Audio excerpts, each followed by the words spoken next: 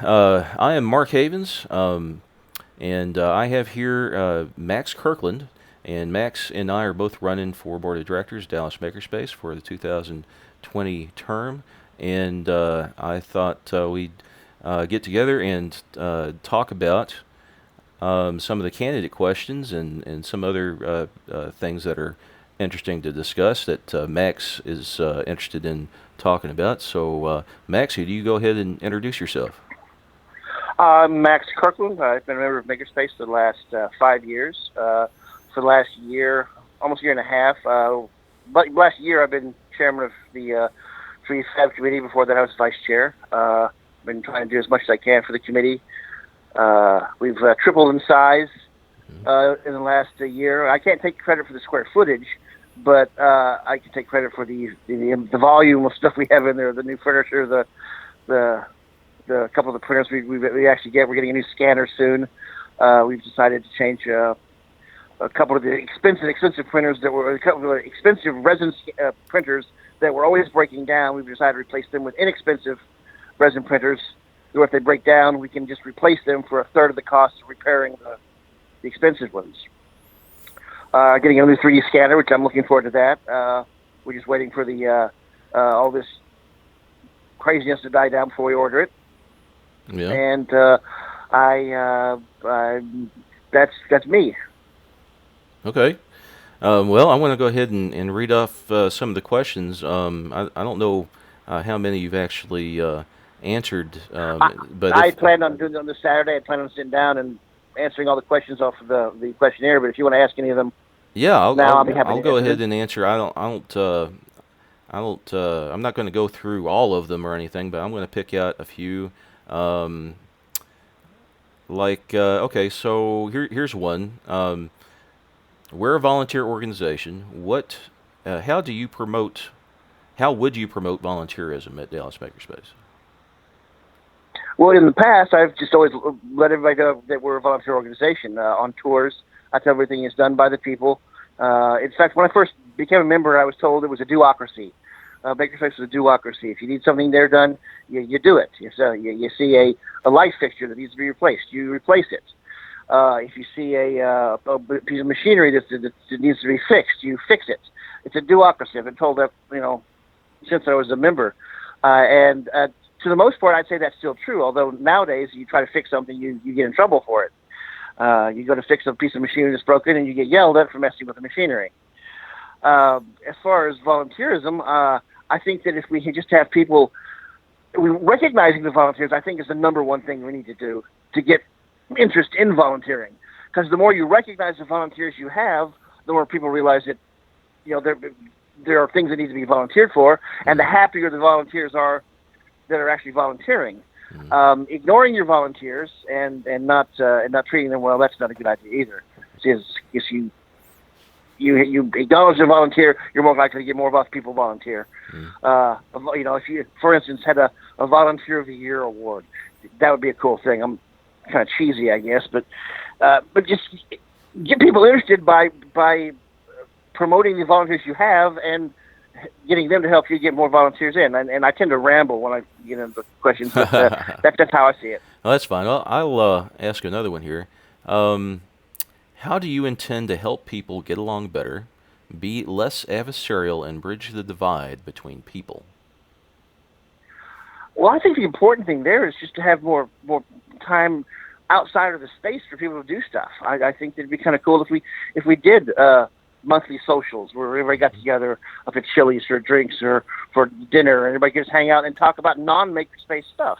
I think if people got to know people outside of Makerspace, it'd be easier to see the other side of them and not just the Makerspace side of them. What do you think about I've noticed some people are willfully not engaging certain people. So there's cliques, basically groups that have formed, and if one side won't invite the other for drinks or whatever, I mean, which is anybody can associate with anybody they want to.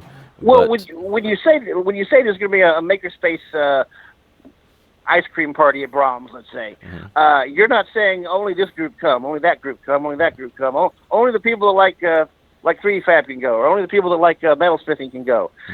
No, it's when you're inviting everybody, and who chooses to come chooses to come. And if a large group, decides not to because they don't want to associate with other people, then that's just, they're not getting the whole idea of the thing in the first place. I remember They just don't get it. I remember going to some of the picnics. Have you had any positive or negative experiences at the picnics in the past, or maybe the potlucks? No, the picnics were a lot of fun, and there were a lot of people out there. Although I think, to further what I'm saying, I think the picnic should be held away from Makerspace. I think that events like that should have, I mean, with the exception of it being you're inviting Makerspace members and their families, that should be the only thing connecting Makerspace to the event. I think if you have a large group like that, like a picnic, you want to talk about things outside of Makerspace. You know, you don't want to go up there and have the same conversations you have with the same people at Makerspace. You want to have different conversations. You want to talk about them. You want to talk about what they like to do. Right. You want to talk about the weather. You want to talk about where you are, what they'd like to do. You want to talk about the potato sack race they're about to be, or whatever. You talk about stuff outside of Makerspace. That's interesting. A potato sack race would actually be kind of fun. Some of the old school traditional fair type events. Something like that. Yeah, the tug of war. That kind of doubles as Luke brought up. So some of the contests are kind of cool. The soapbox derby races, the cardboard go-kart races, the cardboard regattas they have at some of the lakes out here. I think it'd be kind of cool. Luke brought that up, and I thought that was a great idea. Yeah, no, I think that it would also really help kind of form relationships, a little bit better. I mean, even if it's actually, it might in some cases competition could help ease a lot of the tension, get some of the frustration out, because I know there's a lot of tension between certain groups, and there's no outlet for it. So can you imagine a committee bowling league? That would be something. Yeah, something like that. Every committee has players, and then you have a championship to see which committee wins. But I think it would have to be something casual enough so that it wouldn't just draw. Some people were mentioning hackathons. I know I've talked about hackathons in the past, but not everybody will participate in a hackathon. Okay, how about is DMS leadership accountable to the membership? By all means, I think they are. I mean, they're the ones they're supposed to be shaping the membership. They're the ones that are supposed to be doing everything, driving the membership forward. So by all means, the membership the leaders should be accountable. They should be approachable. They should be calm. They should not be a bully. They should be able to talk. Be able to talk to them, and 100% accountable for what they do. Okay. What have you been up to during COVID? First part of COVID, I helped my brother and his wife get all their stuff moved in from Austin. My brother had to change his job and start working from home. My normal major thing I do for a living is the convention circuit, and when that got all closed down, I had to go. I just went out and got a regular job. So I've been working a 9-to-5 regular job since about April, first part of April. And other than that, just staying at home. I did a lot of staying at home, and just totally amazed how much dirtier the house will get when you stay at home all the time, as opposed to when you're not at home all the time. Right. Everybody's staying at home. So yeah. So if I'm home, I'm cleaning. If I'm not at home, I'm at work, and those are pretty much the only two places I go. I went up to Makerspace yesterday just to pick up an enclosure that a member had left there that he needed to get. But other than that, I've been staying home, staying inside, playing a lot of Xbox at night. All right. Here's another one. Our formal complaint system has gotten a lot of use lately. On May 14th, 8 complaints were dismissed. What should the driving goal behind the design of the complaint system, and how can the system be improved to reflect these goals? I think most definitely there needs to be, I'm not going to say a committee, but 2 to 3 people that are in charge of complaints that are not on the board. Okay, if somebody has a complaint, it's brought to those 3 or 4 people. Okay, and it could be random people. It could be it could just be 4 committee heads chosen at random each time it occurs. But these 4 people would take a look at the complaint. They would hear from both sides, and if it is judged by them to be something that is worthy of going before the board, then it's brought before the board. And then once it's brought before the board, it's made public. Okay, I've got another question. What are your actions to make DMS a community and encourage members to come back? And I think maybe what will your actions be when, if you were to get elected? What if I were to get elected, I would Yeah. totally, like I said, I want to get involved with social media more. I definitely want to have more events that are outside of Makerspace. I think that we can recruit at schools, colleges.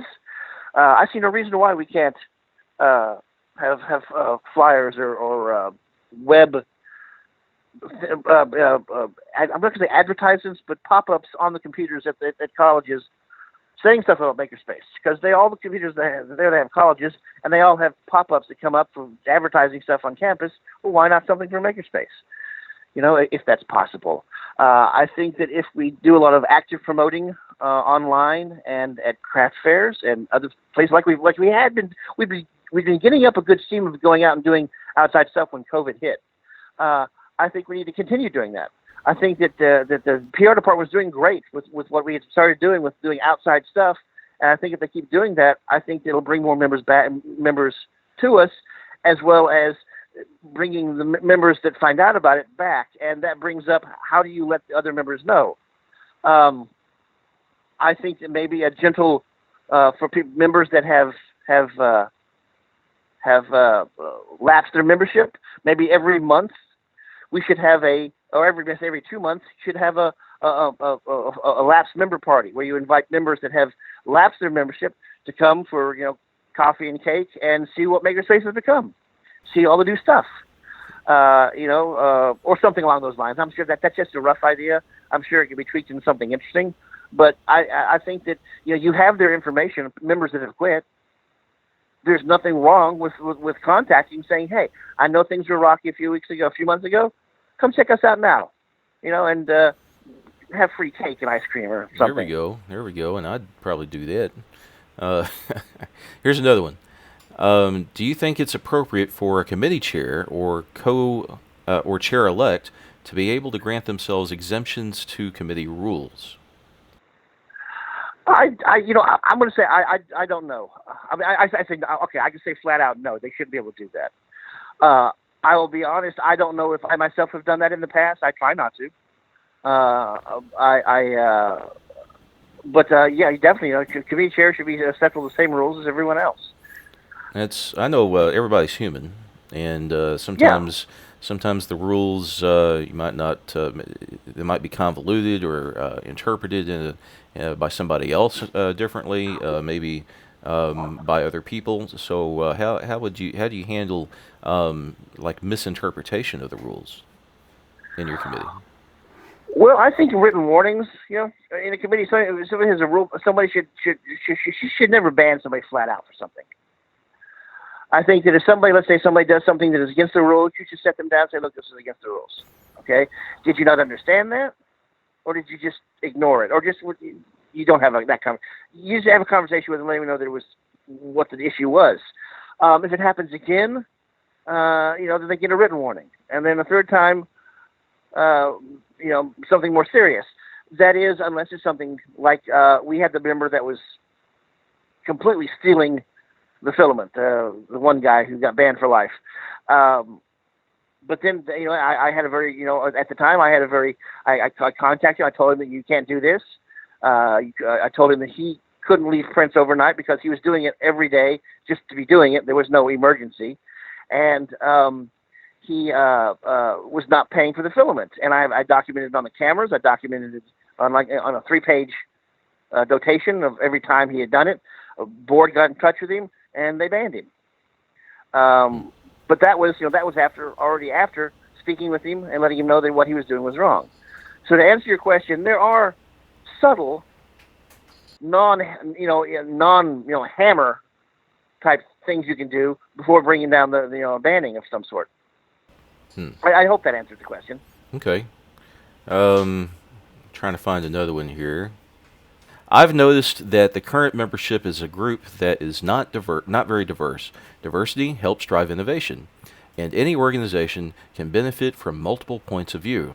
What would you do as part of outreach measures to diversify the space? Women and minorities are very underrepresented, in my opinion. Well, when it comes to are you talking about recruitment or just an outreach program? Like, if we wanted to do an outreach program for women, we could do canned food drives for like the women's shelters, or a food drive for women's shelters, or a donation for women's shelters. If you're looking for outreach stuff, we can do for the public. But if you're talking about doing membership to get the membership more diverse, then there are we could define what area we need to broaden our areas in, and target that for for recruitment. Like if we need to get more women in, I would say go to craft fairs. I used to do craft fairs, selling at craft fairs, and it's very, very big on the with women. They will come there with 3 generations will come, and they'll just run through every booth. So promoting it at craft fairs, and then we could focus on the areas. I mean, we have examples, or focus on the areas in which that minority would find interesting. So here's another one. Do you think committees are being asked to document too much? What about the difficulty new members have due to tribal knowledge?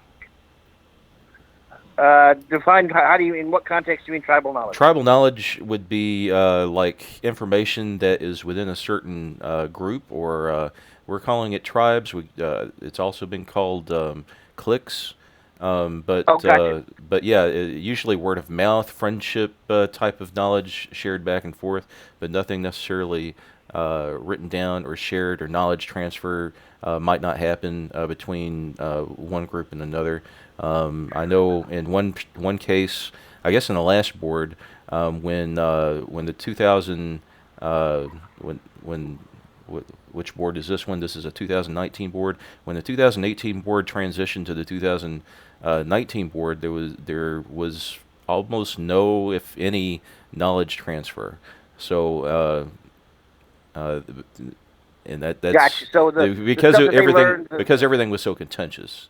So the things right. that the previous board learned did not transition over to the new board.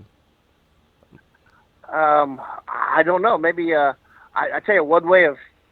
But we're asking about committees and documentation. I think that right now, I think the documentation that the committees do is pretty spot on. I mean, I recently posted the minutes. I've been keeping them in my 3FAB folder that I have with all the paint codes and receipts and emails between me and procurement officers. I keep a big file for all that, and that's where I've been keeping them. They had me put them online, which is fine. But I think that keeping the minutes and keeping the rules and any updates to said rules, I think what's been done so far is fine. I mean, there's always going to be areas that you can change things. There are always going to be areas that work for one committee that won't work for another.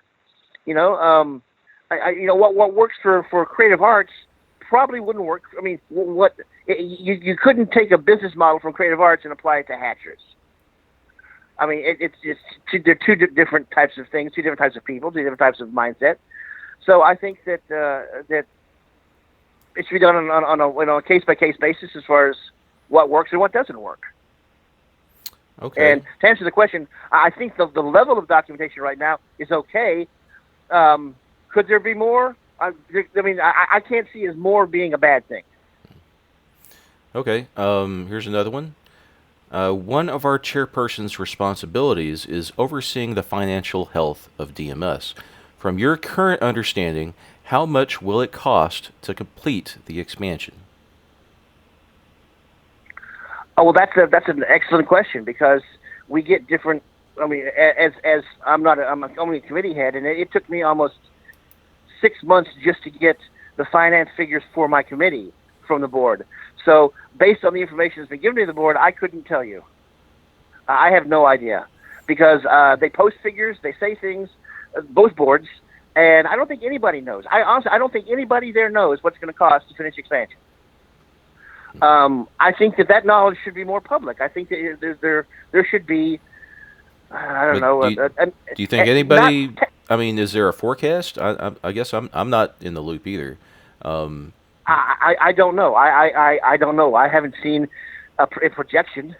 I haven't. They don't really talk. We don't have meetings anymore. We don't have committee meetings. I mean, we don't have monthly meetings anymore, which I think is ridiculous.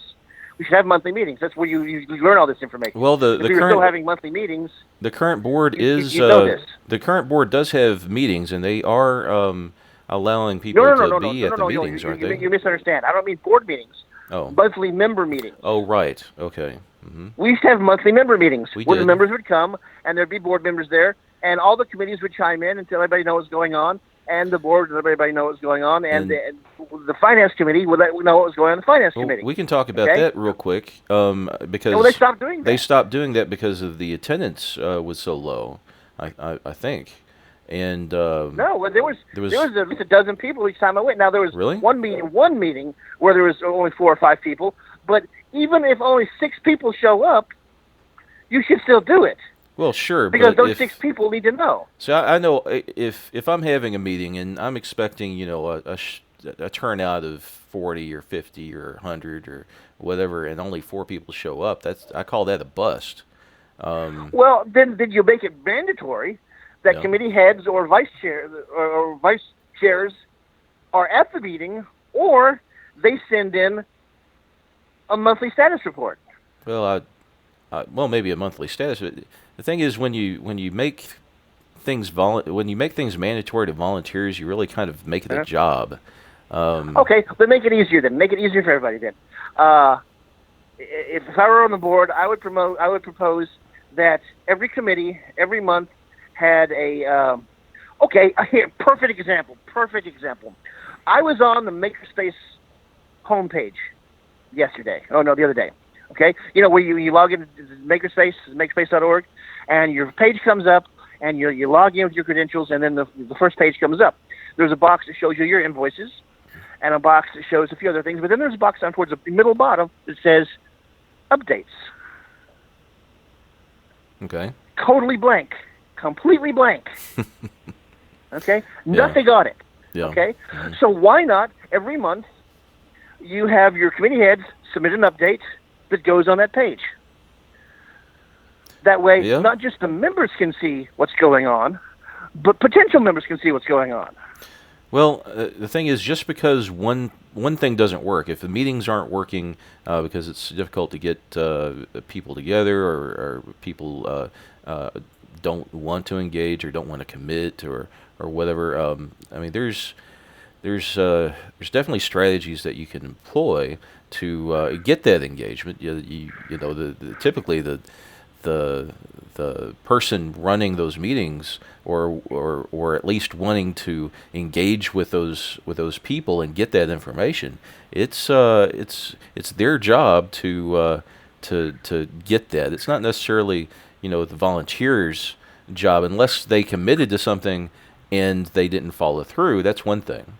Okay. Right. But like, to assume that a volunteer is going to follow through with something on a regular basis without regular engagement from somebody that makes them accountable to that, people lose sight of the priority. So anyway, I've got another one here. Okay. Would you prefer funds? Let's see. Would you prefer funds go to DMS in one account, or keep the funds being split by what each committee brings in? Are you referring to? I think they're asking. Giving all the money in one pot, or having it separated in the committees like it has been in the past? I believe they're asking keep it all in one pot, right? And or have everything split up separately so that each committee can control their own funds. Now, how is it now? Is it does it go in one pot now, or is it? As far as I know now, it's still the committees have their own funds. I know Okay. Brad, he proposed it the other way, and he made it sound very, very good Mm-hmm. the way he proposed it. But then, of course, when we voted to have the orange chairs in 3 Fab, I tried to get them for several months, was getting nowhere with them. He said he didn't like them. I said, well, But then I asked James if we go to get them, and then I got yelled at for buying them. So I'm not really sure what the rule is there about committee spending. I think that if committees are allowed to spend up until a certain amount of money, they should be allowed to. I don't think they should have to justify. If they don't have to if they right now, hang on, the way it was, and this could have changed in the last 3 months. I don't know. The way it was committees could control their own spending up to a certain amount of money. Over that amount of money, it had to be a committee vote. The committee had to vote on it, and then it was just purchased. Brad had a meeting where he wanted to just take all the money everybody makes, put it all in one big giant pot, and then if a committee wants to buy something, they have to put in a proposal to the board. So this is Brad's idea to put everything in That was in Brad's one pot. proposal. Yeah, he had a meeting about it about 8-9 months ago. Oh, I I would see. say back maybe August, September, maybe last year. Yeah. And and at first it sounds like a good idea, but then you realize now you're having to have two different. You're having to vote on it twice. You're having your committee to vote on it, and then now the board has to vote on it. Well, it's still centralized spending too. The board would really have a lot of overhead when making decisions like that over and over and over again.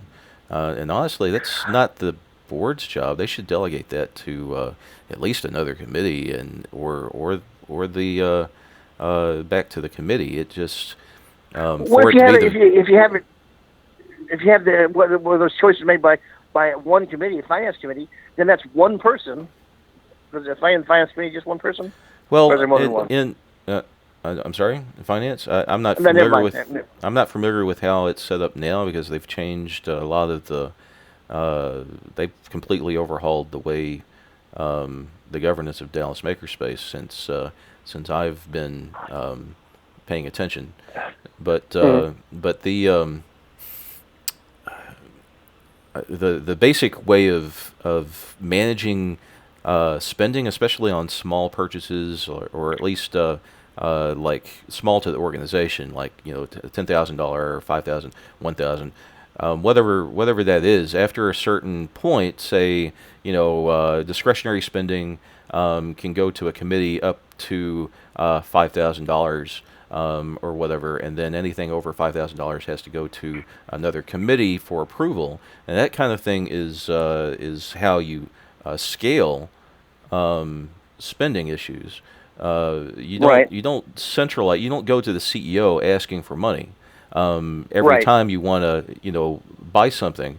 It doesn't scale. So you distribute the load, and you have other people making those smaller decisions, and it goes up the ladder. And at some point, the board might be able to make a decision about a large purchase, maybe maybe a $40,000 or $50,000 purchase, or $100,000 purchase, or whatever. It'd be easier. It'd be easier for the board to do that. Yes. Right, whatever those limits that they feel comfortable with, but making a lot of those small purchases is called micromanagement, and that doesn't scale either. I agree with. And I have absolutely no problem with centralized spending, as long as the committees are able to run like they have before when it comes to consumables and running expenses. If it takes a committee, 50 people and 2 weeks to order 3D filament, then it's ridiculous. Yeah. Well, I mean, right now, what do you have any spending caps right now as committee chair of 3D printing? 3D Fab, we have up until they changed it recently. I don't know if it's still the same, but it was up until $500. $500. So you can spend $500. So up to $500. So what does $500 buy you in 3D the 3D Fab? Well, I'm able to buy. I was able to buy the filament. Mhm. I can buy $250 worth of filament at a time. But you can't That's buy like you can't 10 buy rolls. Can you buy a new 3D printer if you need one? No, no, not. Well, technically, yeah, I guess I could buy the Elegoo Mars we could have. But anything over the five had to be voted on in the committee and had to be approved by the board. What about replacing one that's broken? I just had to get the approval for the spending to get it repaired, or in order to completely replace a new one, I had to go through the board. So you Last year when they had to replace you have to go through the board in order to repair a 3D printer. No. Okay. Because the repairs on it were under $500. Oh, I see. Okay, so but has there ever been a repair over 500? No. Okay. Okay. Well, no. so that doesn't. So that's do you think $500 is a good cap for I think your it's good. spending? I think that for the fab, it's fine. I mean, we'd be fine with $300. Okay. I think that $500 for metal shop might be a bit low. But if you wanted to make bigger decisions other than just filament and repair and maintenance, and like actually purchase an expensive 3D printer, maybe a $20,000 3D printer, that would absolutely have to go to the. Correct. When we have we recently had a demonstration for a 3D scanner. Mm-hmm. It's going to be, I believe, it was $1,300 or $13,000, I think. Don't quote me on the price, but it was over the $500. Mm-hmm. We had to vote on it at the meeting whether we wanted to get this, mm-hmm. and now we just have to send in the request to buy it to the board, and the board decides whether we can buy it or not, whether we have the money for it or not. Has there been any resistance on ideas or requests like that? Nothing so far, no. Okay, now, good. The scanner hasn't been sent in yet because it got approved like literally the weekend we shut down, and there was no point in having it brought up while there was nobody in the building, and we're going to bring it up again at the the 11th, the meeting on the 11th, to make sure it's still the one we want to go with, and if we still is, we're going to run it through and see what happens. That does remind me, there was some discussion about how the 3D printers were used to make PPE. Were you involved in that at all, or? I was not. We were contacted. John Gorman's vice chair through Fab. He was contacted by a woman who does medical supply stuff, and wanted to know if we could use our printers to do a run of her stuff for the outbreak. This is on the 21st of March, and John had her contact me. I said that sounds like a great idea. I'll tell John. John put the suggestion through to the board, and then about a week later, the printers are gone. I assumed they were being used for this. Then I was told no, they were being used for something else up at Polyprinter. And nobody on the board had let me know that the proposal we'd given had been denied. No one on the board told me that there was going to be the printers being moved. The only message I got was a mass email out from James that went to everyone when the question was asked, and he said it was decided that we will be moving the printer, so this has already been decided. So yeah, that kind of upset me. That as 3FAB chairman, I wasn't involved in that at all. So how do they normally contact you with decisions like that or delegation of responsibility? Well, normally when something like that, in the past, when somebody wants to do something with me, I'll get an email stating this is the person's email address, this is what they propose. Talk to them. You talk to them just over email, or do you call them, or do they? I would talk to them over email, call them. Do they walk over to you? Whatever. I would deal with them, and then we would do it internally with 3D Fab. Do you have a single point of contact, or is it just anybody who's happens to be? Is it the board member, or is it an officer, or is it somebody else? Whoever was sent the email. If the email was sent to PR would send it to me. If the email was sent to a board member, that board member would send it to me. Okay. If it was asked in a non-3D Fab forum, somebody would flag it at 3D Fab or to tell them to contact me. Okay. But in this case, there was nothing. All right. I'm going to go ahead and move on to another question. Let's see.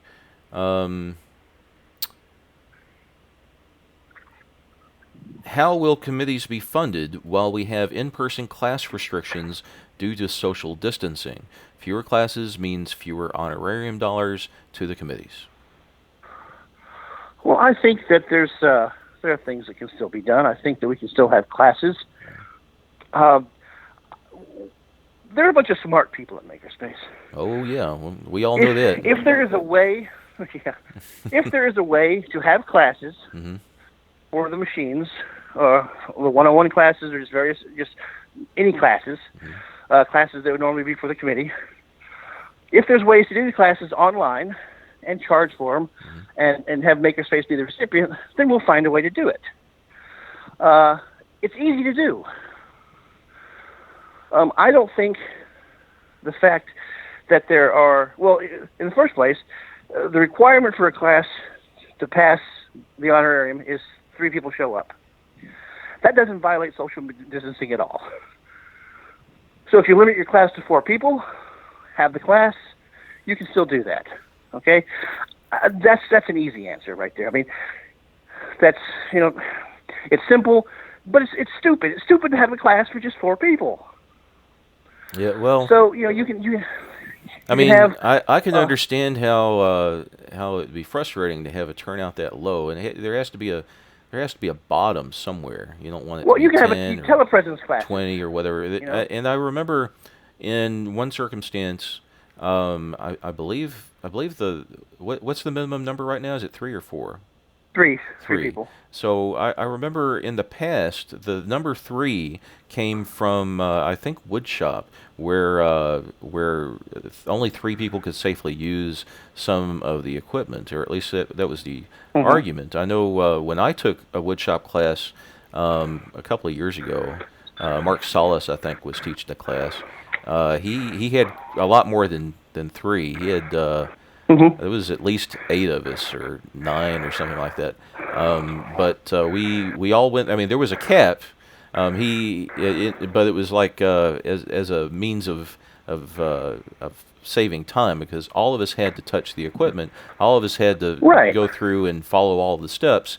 But we did it kind of like one after another, and it was very efficient. And I thought it was a pretty good class. The quality of the class was excellent in my opinion.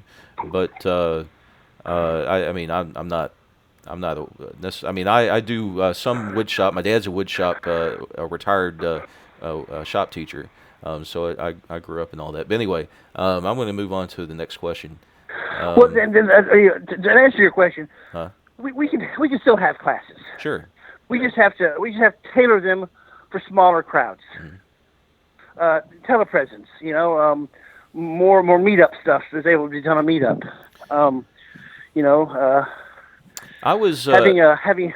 I know I mentioned something about. Have you ever used Twitch? It's a gaming platform, but I don't use it. I've never used it, but I have logged in to like examine how it works.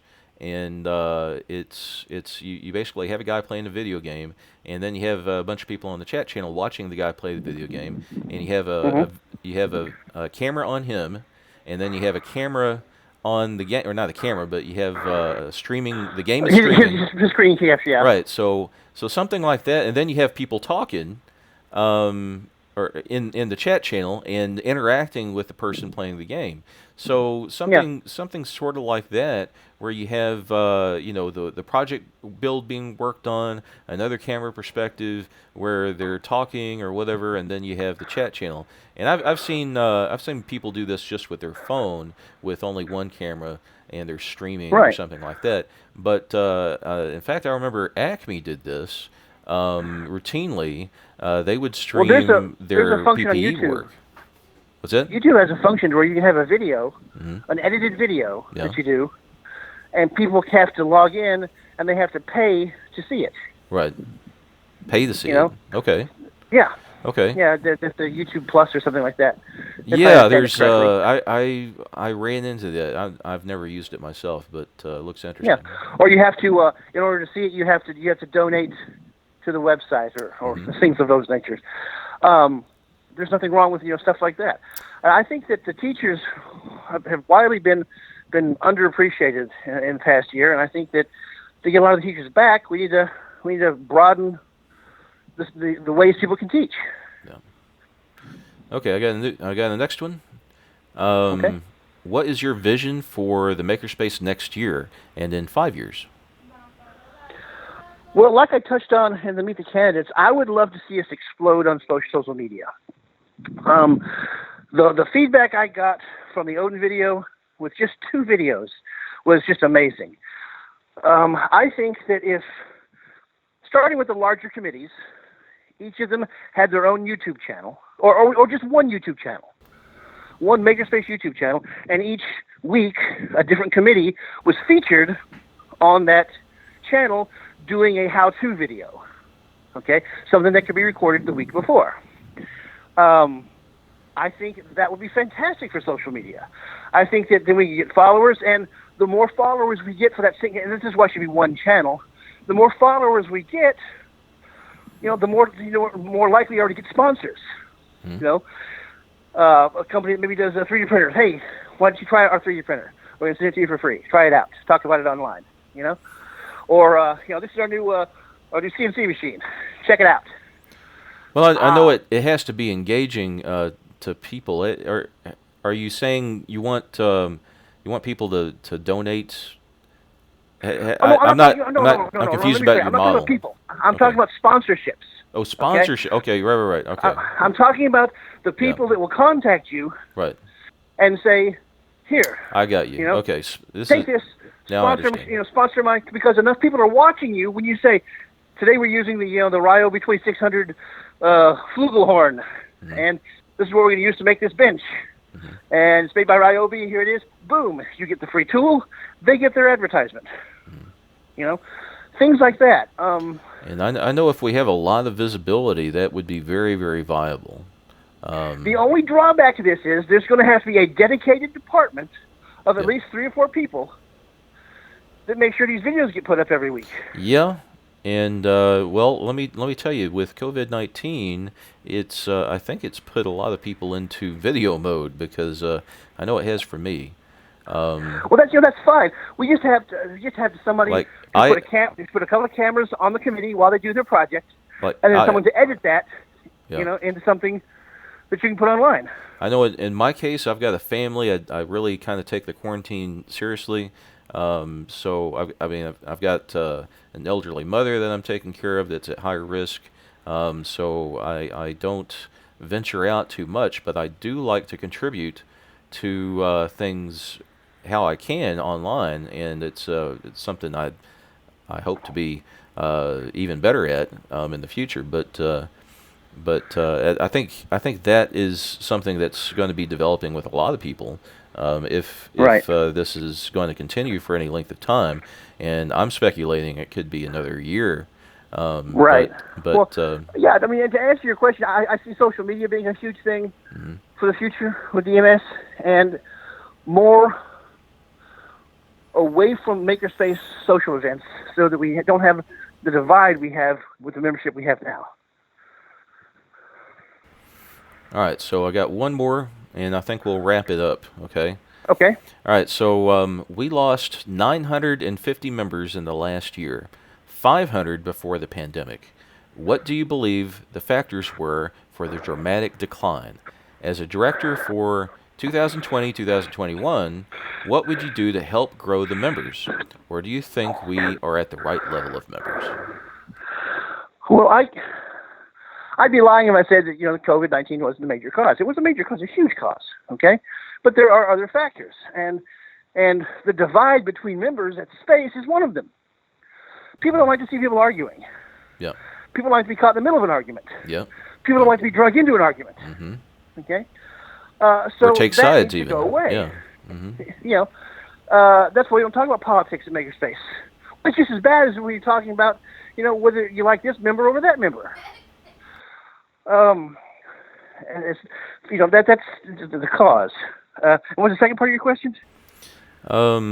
What do you believe the factors were for the dramatic decline?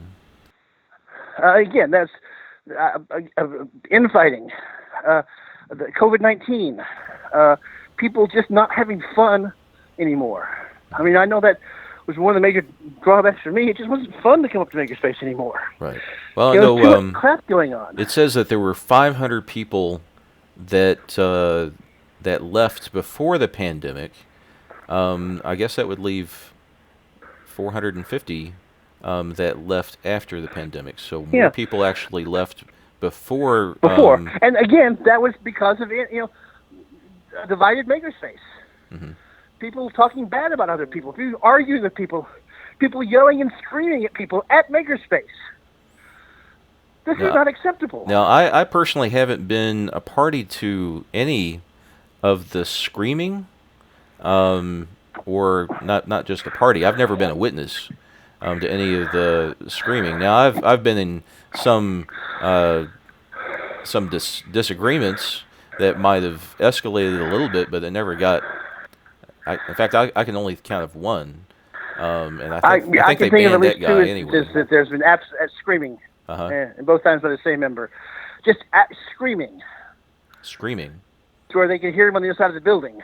Okay, is that common? And the person was just a few feet away from him. I mean, is that something? Who is engaging in that? Don't be specific. You don't have to be specific. I'm not going to point fingers. Right. Don't do that. But I'm just saying it exists. Okay. Okay. So it's a So I guess what I'm getting from that is it's an established culture that there's conflict and potentially screaming from time to time, and it's not peaceful. People don't. Like I said, a Makerspace divided cannot stand on its own. There you go. Sounds very official when I say that. But no, if you divide the Makerspace into two different factions or two different groups, you're gonna have arguments. Okay, it's not two different groups. It's one group.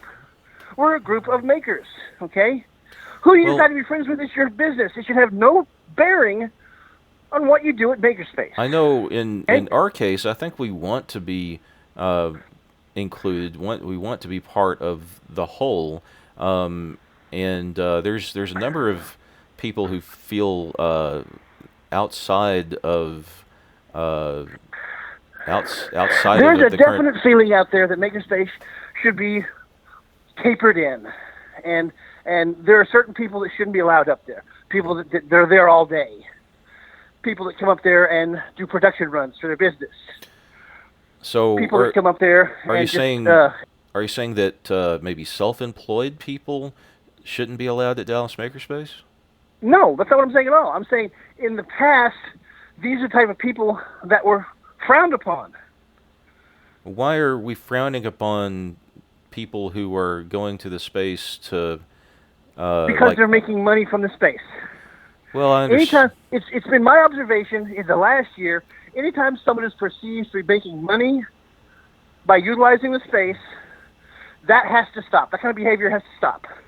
Well, that's interesting because I think one of our long-term goals have always been to facilitate startup businesses in particular. Oh, I agree completely. Right. And I think it's ridiculous. I mean, that was the major reason. The major reason why they keep judging, that they keep changing the honorariums around, is because they feel people are making too much money teaching classes. Well, I always thought that the whole point to the honorarium system actually had a return, and quite a bit of a return, because if we had classes, especially if they were promoted classes, promoted like it used to be all on Meetup. Before 2000, before the calendar system was created, we did it all manually, and we put everything on Meetup, and we had people from outside the space come and attend these meetings or attend the courses that we offered, and we usually converted a percentage of the people that showed up. And I remember teaching some classes in the past where I remember one in particular. There was a guy that came in. His name was Joe, and he'd never even heard of the Makerspace. He had a PhD, and he came in. he came in and he was like, "Oh my God, this is the greatest thing I've ever seen. I never heard of anything like this. Is amazing." And he became a member right then and there that day. Right.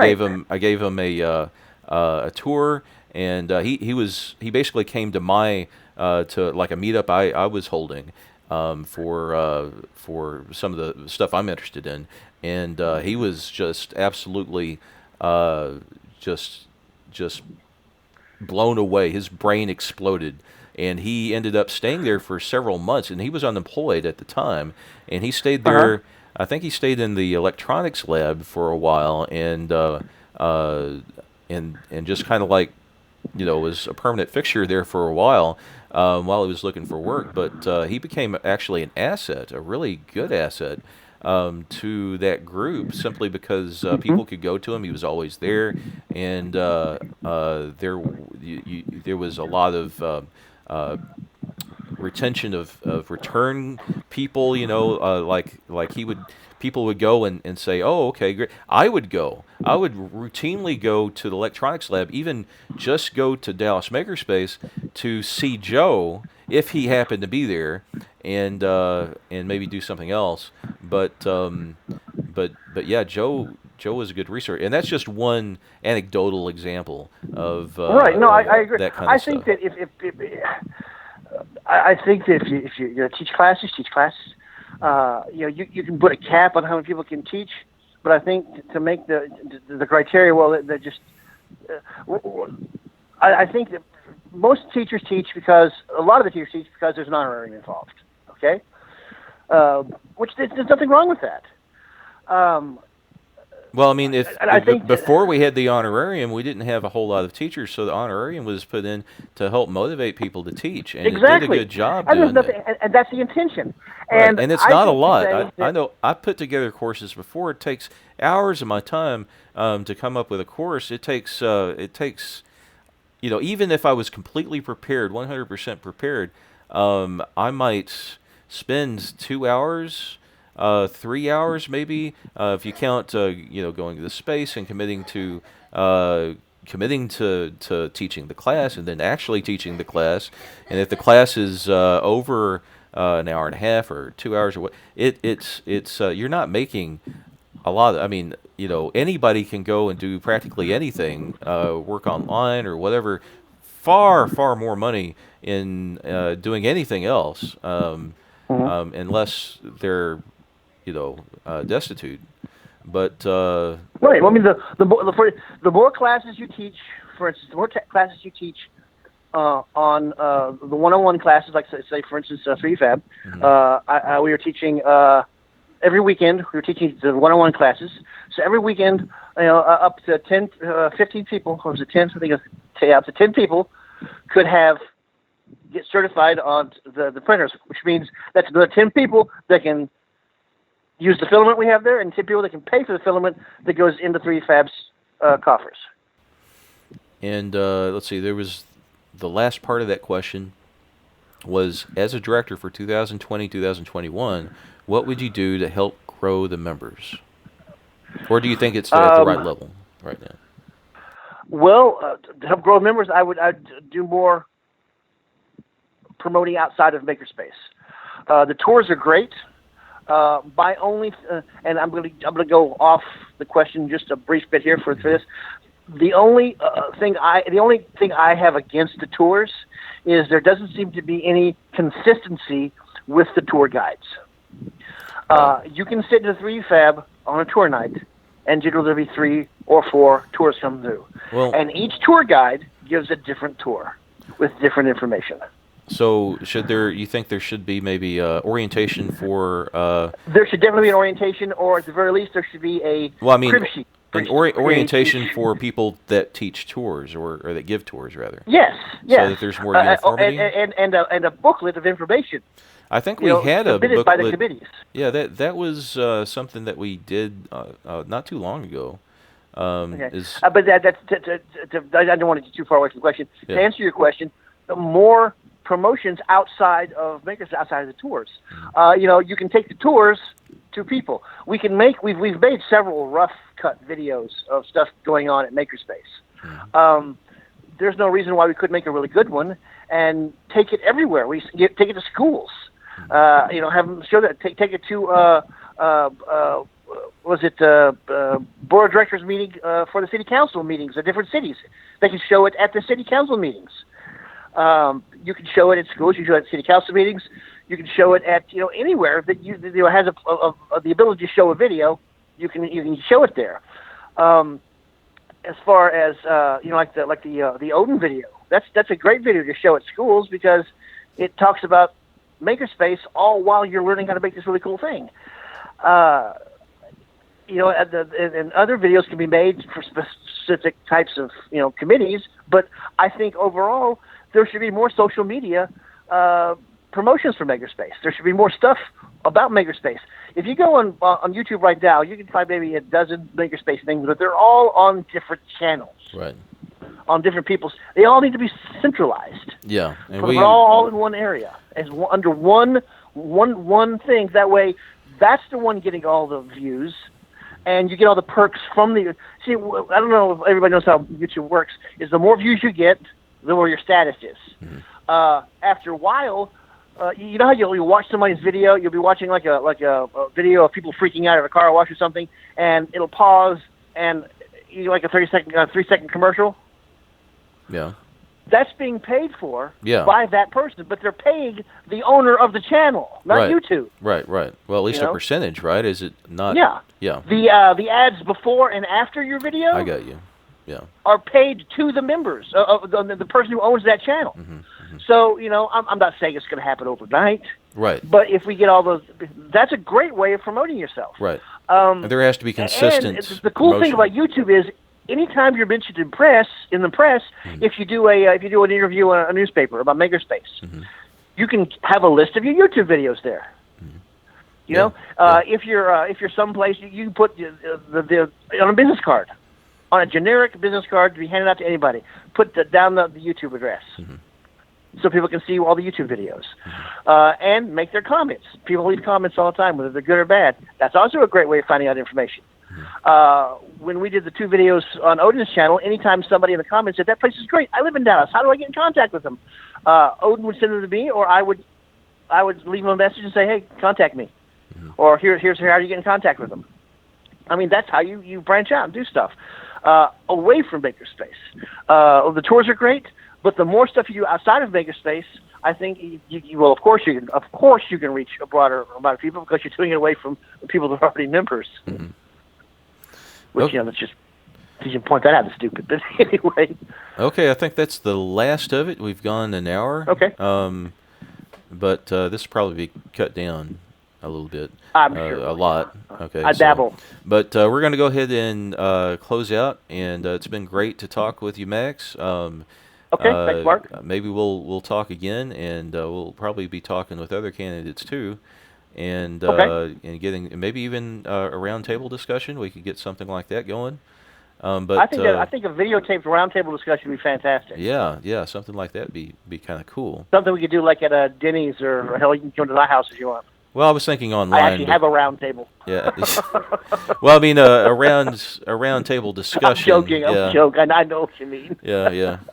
But no, definitely. We'll do more talking and more discussing, and hopefully generate some more ideas and get more people thinking about who they're going to vote for and what we're going to do to get Dallas Makerspace, back in a community spirit again. So. Okay, great. And not this time around, but in the future, one of the things we need to talk about mm-hmm. is we need to answer to all the people that have been asking about what they get because they paid dues during the COVID crisis. I think that once Makerspace gets opened up again, mm-hmm. maybe we could offer a 1 month, 10% off your something, or something can be done. Mm-hmm. I'm sure something can be come up with. But I know a lot of people are upset they paid dues and couldn't have access to the space for 4 months. 3 months. It's a pandemic, and everybody's, Oh, I agree. I have no problem doing it. Mm-hmm. I have no problem doing it. Once I got back on my feet, I had no problem doing it. I agree. People should just keep paying, just because it's it's your duty to Makerspace. If you believe in Makerspace, you should do this. Yeah. But I do know there are a lot of people that are upset about it. So anyway, All right. You have a good night. All right, you too. You And I take will talk to care. you soon. All right, absolutely. Take care. Bye.